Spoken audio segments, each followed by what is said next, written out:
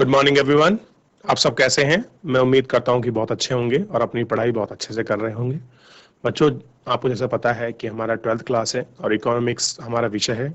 व्यष्टि अर्थशास्त्र एक परिचय हमारी बुक है और हम आपको उसी के अंतर्गत चैप्टर नंबर 5 देख रहे हैं बच्चों। और आपको जैसा पता है कि हमारे इस चैप्टर के अंतर्गत हम लोग देख रहे हैं कि आपका प्रतिस्पर्धा रहित बाजार। सबसे पहले हम लोगों ने अपने कल के लेक्चर के अंतर्गत ये पढ़ा कि इस टॉपिक में सबसे ज़्यादा क्या इंपॉर्टेंट आपके बिंदु हैं, उन आपका पॉइंटों को लिखा, बाजार की आम परिभाषा को लिखा, आर्थिक दृष्टि से जो हमारे आपके वैज्ञानिक हैं वो क्या समझते हैं बाजार को, हमने उस आपका परिभाषा को लिखा। और बहुत सारे कुछ आपके ऐसी चीज़ें थी जो उसके लिए आपका इम्पोर्टेंट थी, हमने उन सब चीज़ों को लिखकर अपने लेक्चर को आपका समाप्त किया था। मैं आपसे उम्मीद करता हूँ मेरे प्यारे बच्चों कि सभी बच्चों ने घर पर जाकर अच्छी तरह से लेक्चर को रिवीजन किया होगा और उसको पढ़ा होगा। ठीक है बच्चों, अब देखिए आज हम जो अपने लेक्चर को प्रारंभ करेंगे, एकाधिकार चूंकि जो आपकी स्थिति है बाजार वाली, उन सारी चीजों को हम लोग अपने चैप्टर की तरफ आगे बढ़ते चले जाएंगे। यानी कि ये मानिए कि चैप्टर जो हमने कल देखा था वो एक जस्ट आपका इंट्रोडक्शन था। आज हम चैप्टर के मेन कंक्लूजन की तरफ आपका बढ़ेंगे, मेन सॉल्यूशन की तरफ हम लोग बढ़ेंगे और उसकी हर स्थिति का आकलन हम लोग अपने लेक्चर के माध्यम से स्टेप बाय स्टेप तरीके से आपका करते चलेंगे। क्लियर है बच्चों? तो सभी को लेक्चर बहुत अच्छे से सही तरीके से आपको देखना है, आपका करना है और आपको लेक्चर को लेना है। क्लियर है? अगर कोई चीज ऐसी है जो आपको समझ नहीं आती है, कोई चीज आपको आपको रिवीजन करानी है, कोई चैप्टर आपको पढ़ना है, किसी आपको टॉपिक के आपको नए क्वेश्चन फॉर्मेट चाहिए, आपको नए सॉल्यूशन चाहिए, तो आप लाइव जुड़कर चैट के माध्यम से आप अपना सजेशन, अपना सुझाव अब तक आप हम तक भेज सकते हैं। हम उसके लिए रेडी हैं। बस आप लोग बताने के लिए और पढ़ने के लिए बिल्कुल अग्रसर रहिए, आप तत्पर रहिए। मैं आपकी हर तरह से सहायता करने के लिए आपके तैयार हूँ। क्लियर है बच्चों? चलिए, ज्यादा समय लेते सीधे चलते हैं हम लोग डिजिटल बोर्ड की तरफ। ध्यान बच्चों, जैसे कि अब हमको क्या देखना है, आज देखना है इस लेक्चर के अंतर्गत वस्तु बाजार में सामान्य एकाधिकार। सबसे पहले इसको पढ़ेंगे। अब देखिए दो तरीके हैं, या तो हम पूरी थ्योरी को पढ़ लें या इस पूरी थ्योरी का कंक्लूजन निकालने की मेन पॉइंट क्या है। तो मेरी स्थिति जो हम लोग कर रहे हैं कि थ्योरी को चैप्टर के हिसाब से आप लोग घर से पढ़ के आ रहे हैं और मैं उसको आपको मेन जो पॉइंट है, कल सबसे पहले ध्यान दीजिए, हम एक बार कल का रिवीजन कर रहे थे। हमने स्पर्णीय बिंदु को देखा था, हमने बाजार के अनुसार पढ़ा कि अर्थशास्त्र के अनुसार बाजार क्या है। फिर हम लोगों ने उसके बाद पढ़ा कि आपके बाजार के मुख्य तत्व आपके इस प्रकार हैं, उनको देखा।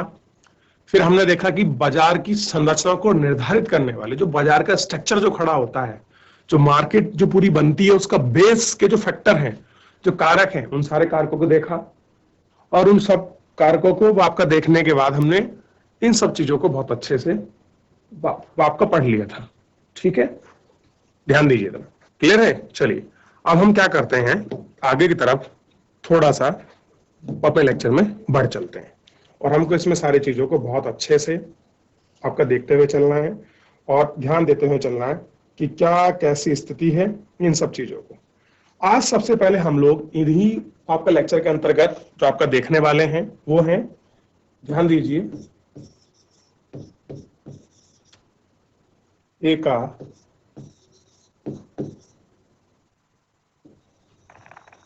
एकाधिकार का अर्थ एवं विशेषता।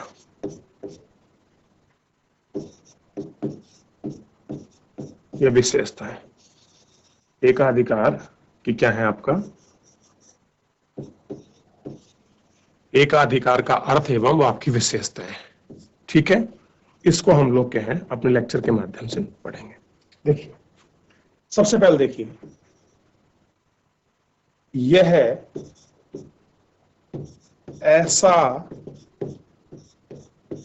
बाजार है, बाजार है, ध्यान दीजिए क्या है, ऐसा बाजार है जिसमें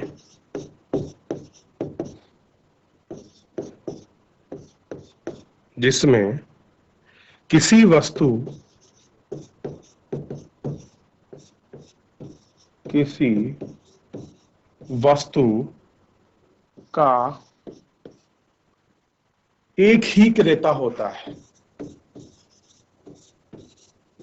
एक ही विक्रेता, नॉट क्रेता बच्चों, ध्यान दीजिए, एक ही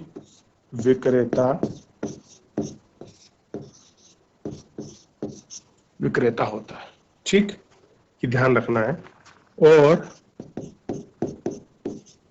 कहें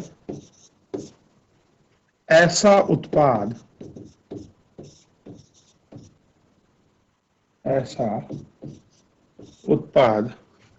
बनाना है या बनता है, ऐसा बनता है जिसका कोई निकटतम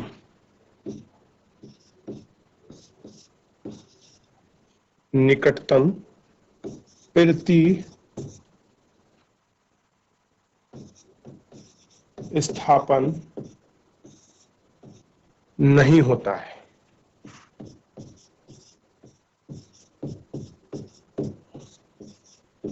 क्या नहीं होता है? कोई उसका निकटतम प्रतिस्थापन नहीं होता है। और ये आपको ध्यान रखना है। दूसरा, इसी में ही अगला पॉइंट है, भारत में रेलवे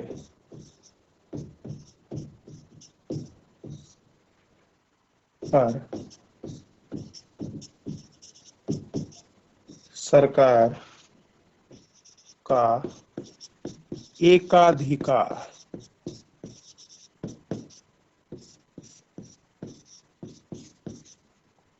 देखिए, कह रहे हैं कि भारत में सरकार का, जो भारतीय रेलवे है, उसमें एकाधिकार किसका है? सरकार का है। थोड़ा इसको पॉइंट को समझिए, पहले ध्यान दीजिए, अभी पॉइंट बचा है, मैं आपको लिखवाऊंगा। एकाधिकार का अर्थ एवं विशेषता है ऐसा बाजार जिसमें किसी वस्तु का एक ही विक्रेता होता है, यानी कि कोई भी आपकी वस्तु जिसको बेचने वाला कौन हो? एक हो, और ऐसा कहे कि ऐसा उत्पाद बनाता है, और केवल एक ही व्यक्ति ऐसा बनाता है जिसका कोई निकटतम प्रतिस्थापन नहीं होता, यानी कि एक ही व्यक्ति हो ऐसी वस्तु को जो बाजार में बनाता भी हो, बेचता भी हो, और कोई दूसरा आपका रिप्लेसमेंट ना हो, वो क्या है? एकाधिकार, यानी कि एक ही मालिक है, एक ही व्यक्ति उसको क्या करता है? प्रोडक्शन करता है, सेल करता है, और कोई उसको रिप्लेस नहीं कर सकता। और एग्जाम्पल हमको बता रहा है कि भारतीय रेलवे ऐसा एग्जाम्पल है। एकाधिकार किसका है रेलवे पर? भारत का। समझिए, आपको समझना है कि क्या मतलब है एकाधिकार का। इतनी लंबी डेफिनेशन पढ़ने से बढ़िया कि हम पॉइंट टू पॉइंट जो कंक्लूजन है हम उनको समझ लें। दूसरा देखिए, जो आपका तीसरा पॉइंट है, जो समझिए, इस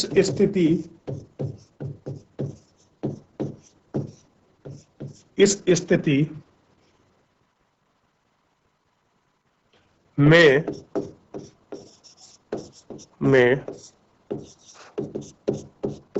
फर्म और उद्योग के बीच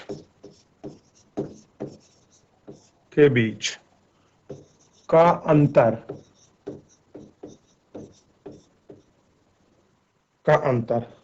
समाप्त हो जाता है। क्या होता है आपका? समाप्त हो जाता है। का जो अंतर है वो आपका समाप्त हो जाता है। व्यक्तिगत पूर्ति तथा बाजार पूर्ति बराबर होती है। पूर्ति बराबर होती है। क्या होती है आपकी? बराबर होती है या हो जाती है। क्लियर है? इस स्थिति में क्या होता है? इस स्थिति में फर्म और उद्योग के बीच का अंतर समाप्त हो जाता है। व्यक्तिगत पूर्ति तथा बाजार के बराबर हो जाती है, यानी कि जितनी व्यक्तिगत पूर्ति है उतनी व्यक्तिगत आपका बाजार हो जाएगा। उसके बराबर ही ये जो सारी चीजें हैं आपका हो जाती है। अब देखिए इसमें जो वो अगला मेन पॉइंट है, हम देखेंगे इसकी विशेषताएं।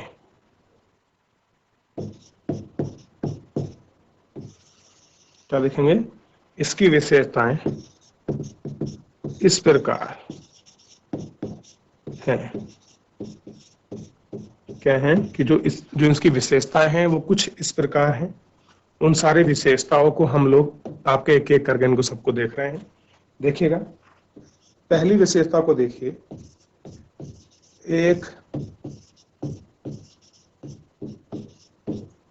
एक विक्रेता और बहुसंख्यक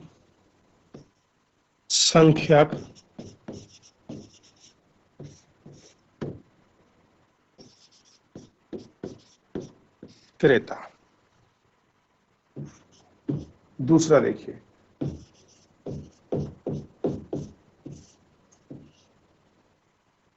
फर्मों के प्रवेश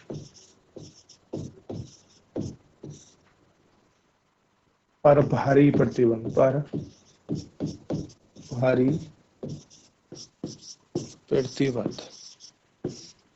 ये आपको ध्यान रखना है। ये इतनी फर्म है, प्रतिबद्ध। 2 हो गया। तीसरा देखिए, निकटतम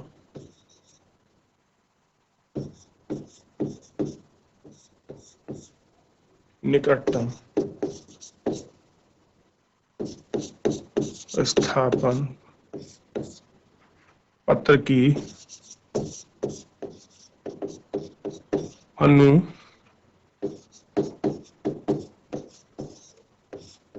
अनुपस्थिति। अगला देखिए, इसमें कीमत पर पूर्ण नियंत्रण। ऐसी स्थिति में क्या होता है, जो कीमत होती है उस पर आपका पूर्ण नियंत्रण होता है। अगला देखिए, कीमत विभेदीकरण।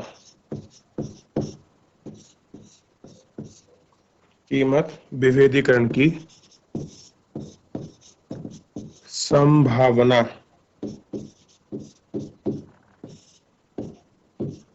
कीमत विभेदीकरण की संभावना। अब देखिए, तो आपको पहले अर्थ पता लग गया एकाधिकार का, फिर उसके बाद हम उसकी विशेषता क्या है, एक विक्रेता और बहुसंख्यक क्रेता, यानी कि बेचने वाला एक है और खरीदने वालों की संख्या बहुत ज्यादा है। जो फर्म है, फर्मों के प्रवेश पर भारी प्रतिबंध, यानी कि नई चीजें इसमें नहीं आ सकती हैं। फिर क्या है, निकटतम स्थापन की अनुपस्थिति, कोई ऐसा नहीं है आपके सब्स्टिट्यूट जो उसको आपका रिप्लेस कर सके। कीमत पर पूर्ण नियंत्रण है और कीमत विभेदीकरण की संभावना, यानी कि कीमत आपका फ्लक्चुएट कर सकती है। ये सारी चीजें, ये सारी संभावना हम लोगों को इसके अंतर्गत आपकी मिलती हैं। और इसी में एक पॉइंट और है, लास्ट आपको ध्यान देना है इसकी विशेषताओं में। वो क्या है, दीर्घकाल में भी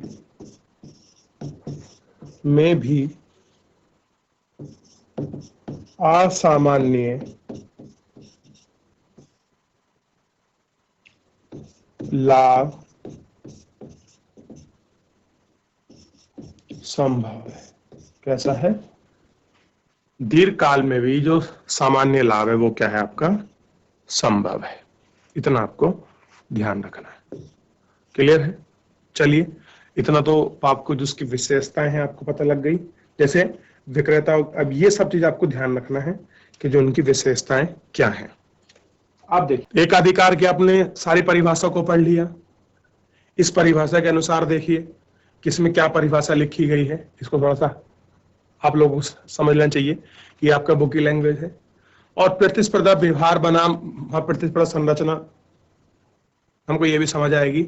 और फिर हम देखेंगे बाजार मांग वक्र और औसत सह प्राप्ति वक्र, यानी कि सह प्राप्ति का मतलब आगम यानी कि रेवेन्यू।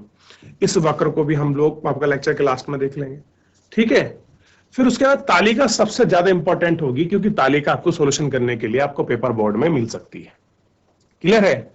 अब कोई आपको दो दो कीमत दी होंगी, एक आगम दिया होगा, आपको टोटल आगम निकालना है, एवरेज निकालना है और उसका मार्जिनल निकालना है, तीनों आपको निकालना है। और ये हम काम बहुत 2-3 लेक्चरों में कंटिन्यू आपका करते आ रहे हैं, तो इसको भी हम लोग एक एक करके आपका देख लेंगे। क्लियर है। तो ये सब चीजें हैं जो आपके सामने बरकरार हैं, इनको आपको देखना है, ठीक। इसी में थोड़ा सा ध्यान रखिए बच्चों, कि जो बहुत ज्यादा इंपॉर्टेंट हो जाता है, आपको ध्यान रखना है। इसमें है बच्चों अल्प अधिकार का अर्थ और उसकी विशेषता। मैं इसलिए आपको बता रहा हूं क्योंकि परीक्षा के लिहाज से बहुत ज्यादा इंपॉर्टेंट है, इसलिए सारी चीजों को हमें पता होना चाहिए। और हम इसलिए मैं आपको आपको एक एक करके लिखा रहा हूं, ध्यान दीजिए। देखिए,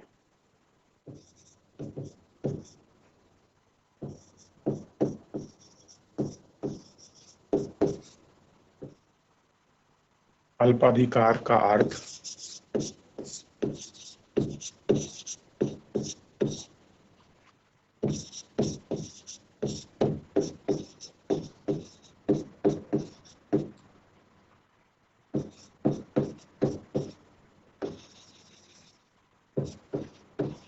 ये देखिए, ध्यान रहेगा, अल्पाधिकार का अर्थ और अल्पाधिकार की विशेषताएं। ठीक उसी तरह चलेंगे जैसा हम लोग सारे टॉपिक को आपका लेकर चल रहे हैं।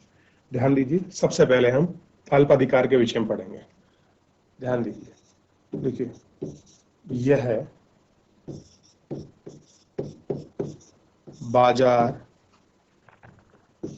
का वह स्वरूप है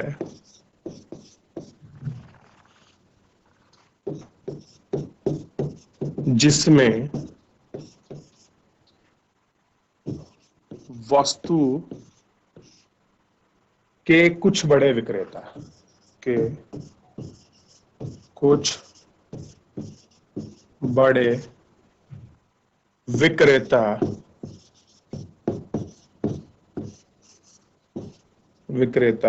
और बड़ी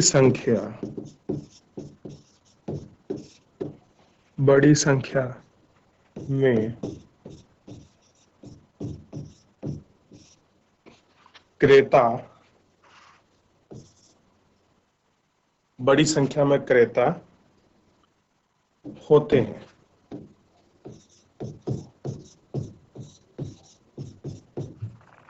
हैं जो एक दूसरे के उत्पाद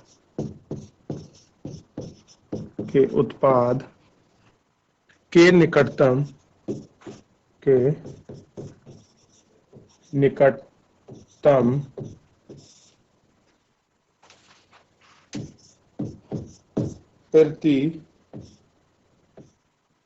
प्रतिस्थापन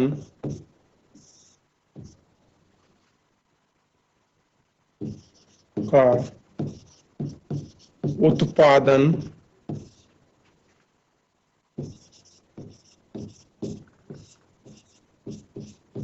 करते हैं, जिसके परिणाम स्वरूप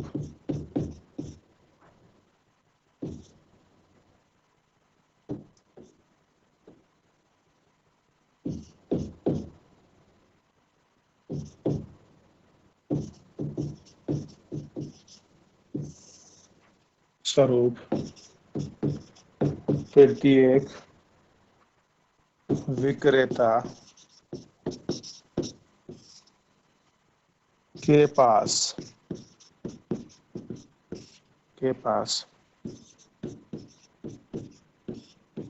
बाजार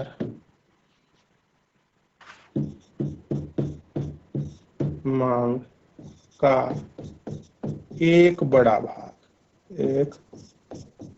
बड़ा हिस्सा कहिए या भाग कहिए,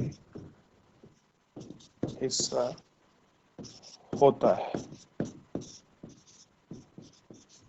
इतना आपको ध्यान रखना है। सबसे पहले समझिए, यह बाजार का वह स्वरूप जिसमें वस्तु के कुछ बड़े विक्रेता और कुछ बड़ी संख्या में क्रेता होते हैं, जो एक दूसरे के उत्पाद के निकटतम प्रतिस्थापन का उत्पाद करते हैं।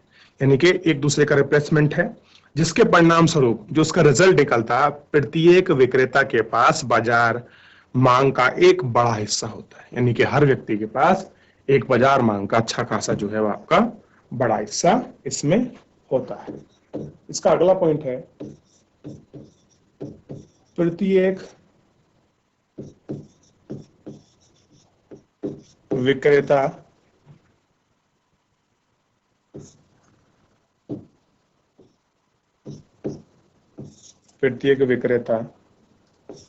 का निर्णय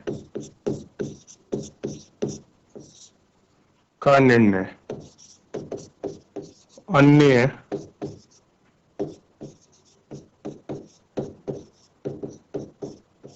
विक्रेताओं को प्रभावित करता है,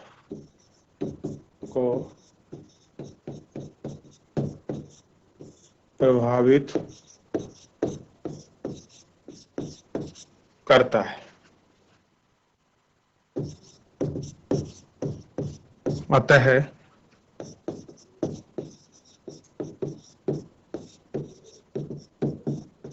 विक्रेताओं के बीच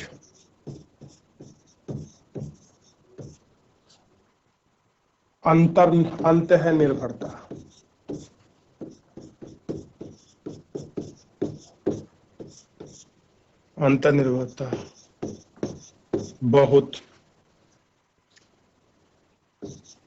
होती है। कैसी होती है? बहुत होती है। ये आपको ध्यान रखना है, ठीक। तो इसके अंतर्गत हम लोग फिलहाल इसको यहीं रखते हैं, थोड़ा सा बाकी चीजें हम बाद में करेंगे। तो आज का जो था हमने मेनली रिवीजन हमने ये कर लिया कि अल्पाधिकार क्या है, कि अल्पाधिकार में जो वस्तु और विक्रेता है, बड़ी संख्या में आपके विक्रेता भी हैं, बड़ी संख्या में आपके क्रेता भी हैं, और जो भी आपका उत्पाद करते हैं वो एक दूसरे के निकटतम आपका प्रतिस्थापन है, ठीक है।